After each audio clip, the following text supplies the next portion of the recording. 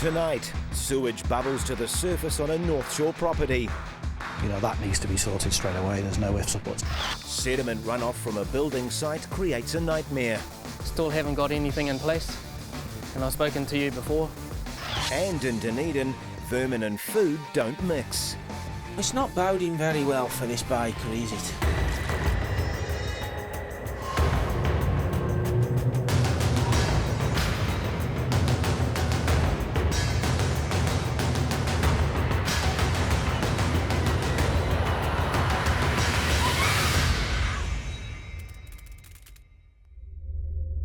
On Auckland's North Shore, Compliance and Monitoring Officer Graeme Jones is heading out for a routine building inspection.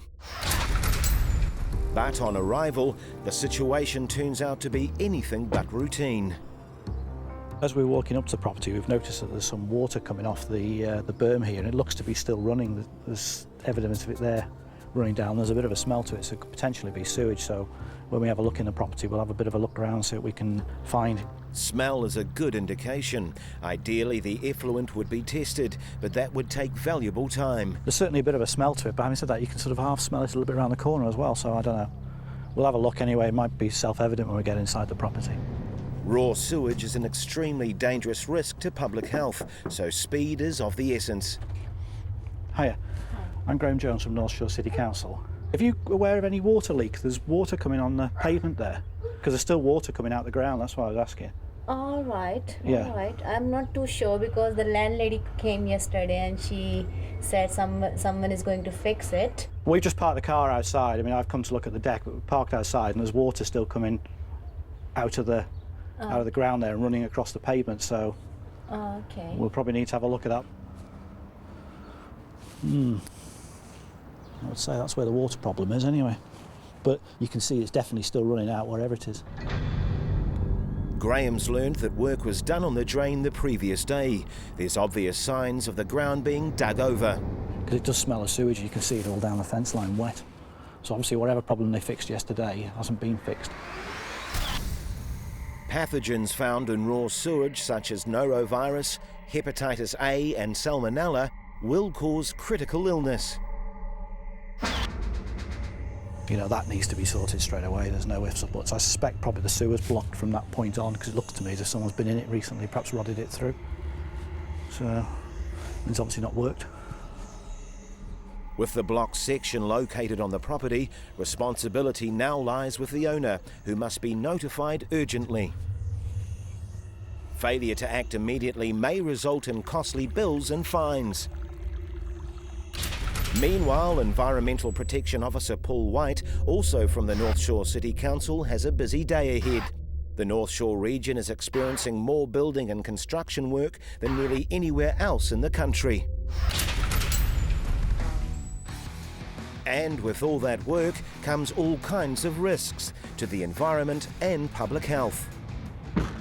Today, Paul's heading out for a second visit to a building development, where poor site management is threatening surrounding bush and waterways.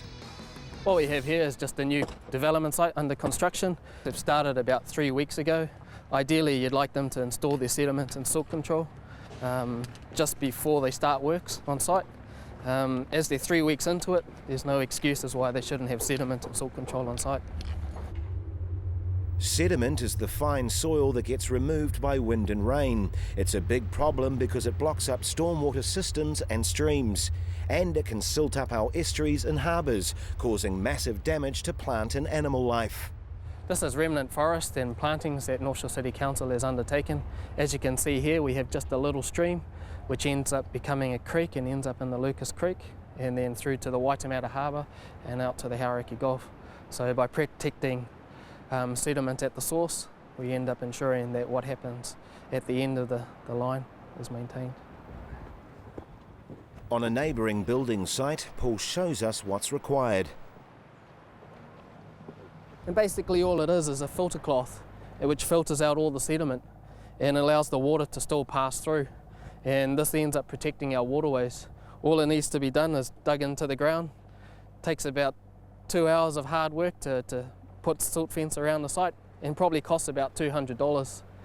The alternative is a $750 fine, so you do the maths. Paul visited this site 3 weeks ago and told them they had to put up a sediment trap. Yeah, you're the site manager for the site? Yep.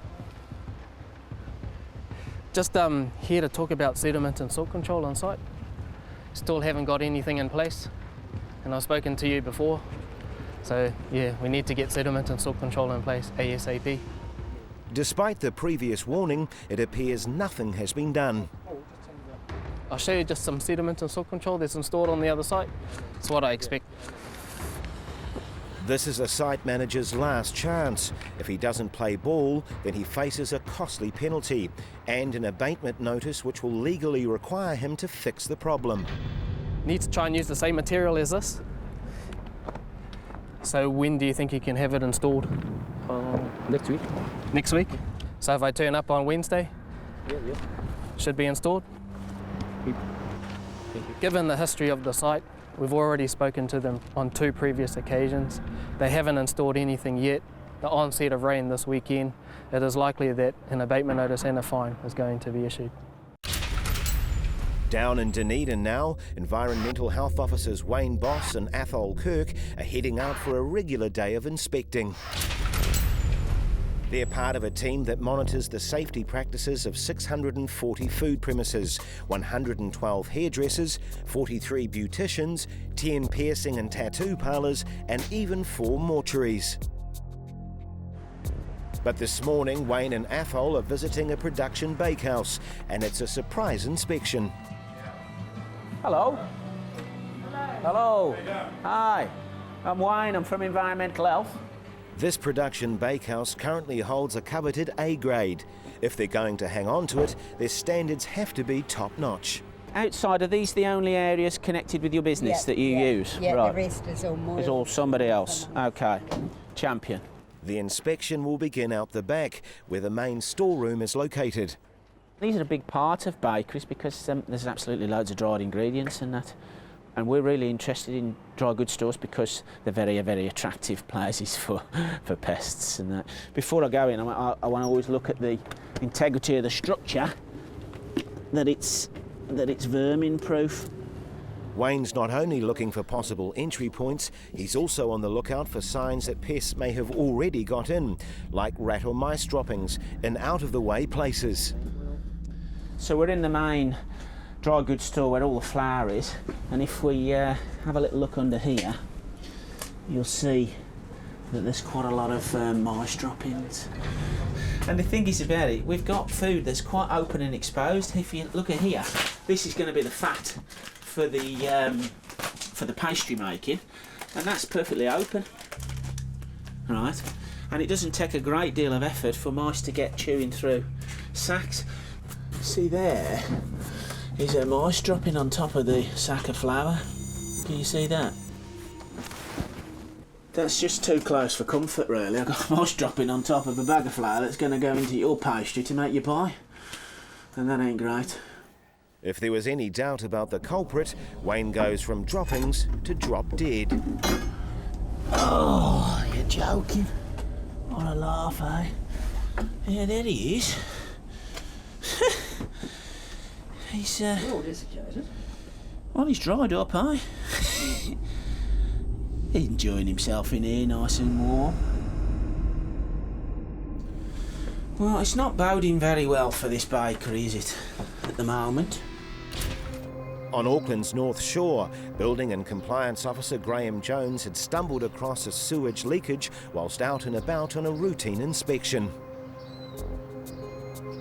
You know, that needs to be sorted straight away. There's no ifs or buts. I suspect probably the sewer's blocked from that point on, because it looks to me as if someone's been in it recently, perhaps rotted it through.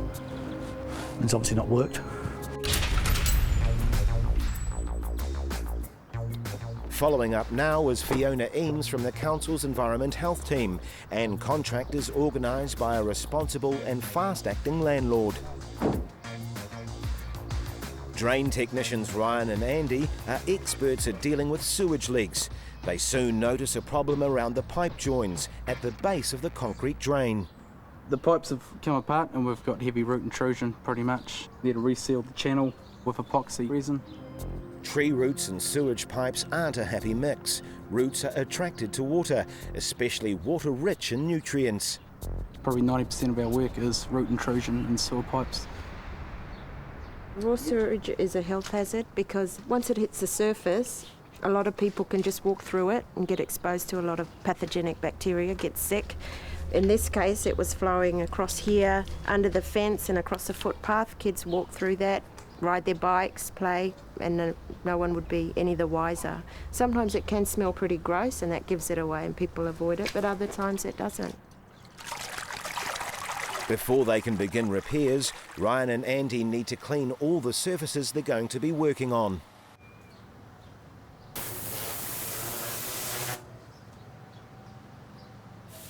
What we're going to do is use a 2-part epoxy, mix it up, and it sets like harder than concrete, sets like steel, and it's easier to knead into place rather than using cement because the cement stays wet and it can be washed away when the drain's used. So this stuff's the best to use in this situation and does a better job. But being a drain technician doesn't come without its hazards. Worst thing, probably getting covered in shit, pretty much. Just hit splashback, real bad splashback, and that's not nice. We've seen people come and try and do this job, they've lasted 2 days. Yeah. Can't put up with it, never come back. An exceptionally smelly job, yes, but there are also some very real risks. But the worst one we've ever come across is Weir's disease, which is rat urine. You get that, and if you don't catch it quick enough, discover what you've got, you're dead within 48 hours. So it's not a good one. Better known as leptospirosis, animal urine, if breathed into the lungs or passed through skin, mouth, eyes or nose, is extremely dangerous and can be deadly. Due to the nature of the job and the germs and diseases, we have to have regular inoculations for different diseases, hepatitis being one of them, and then there's your tetanus, polio, typhoid, so we've got to be pretty well covered. Last thing you want to do is get one of them. So with the epoxy putty coating all of the cracks and broken joints and creating a perfect seal, Fiona's more than satisfied. Thanks heaps. And the sewage is now moving freely again, down in the wastewater system where it belongs, well clear of the unsuspecting public. It's all done, there's no overflow, wastewater overflow, so nothing's going to get into the stormwater drains and end up in a creek and a beach somewhere, so that problem's been solved. Back with Environmental Protection Officer Paul White. He's overseeing the removal of just some of the sediment that's caused by lack of control on North Shore housing developments. What this is a stormwater pond, which is being created in response to the development in this catchment.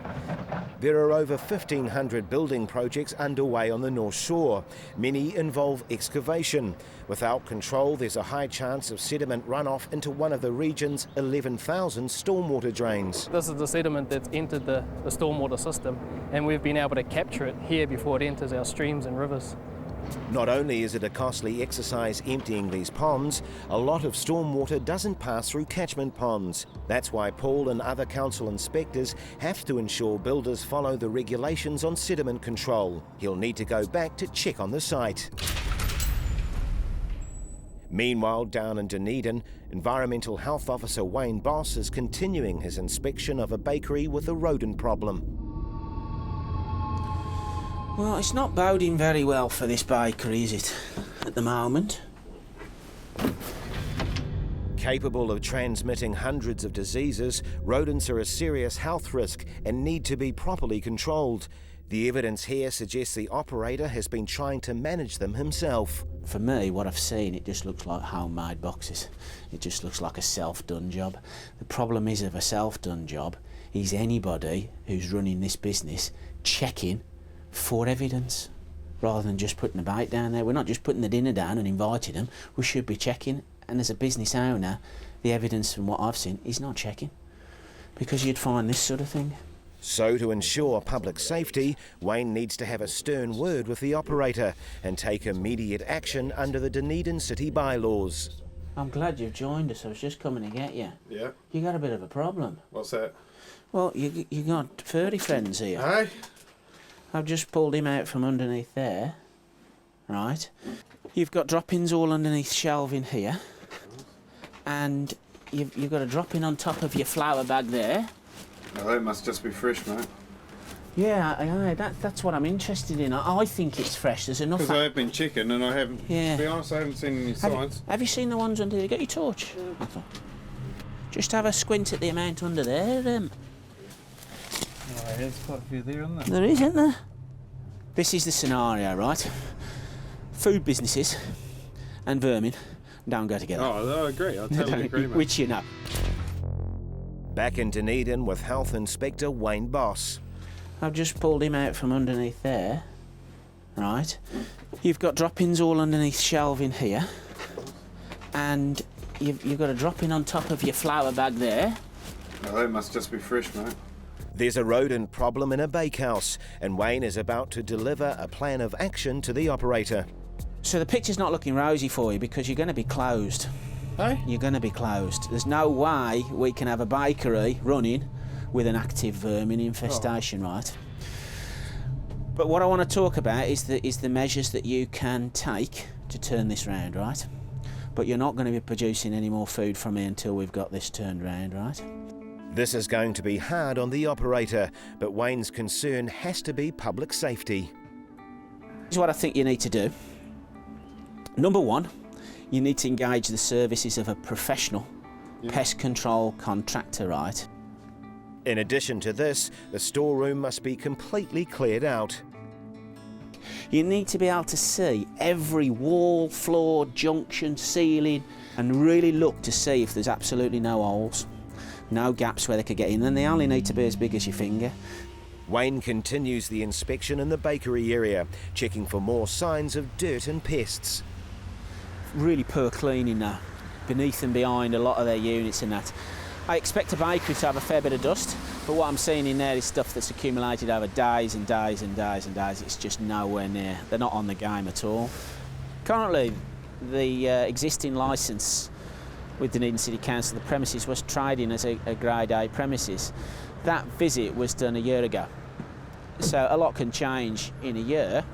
And obviously what's clearly evident today is he's took his eye off the plot, really.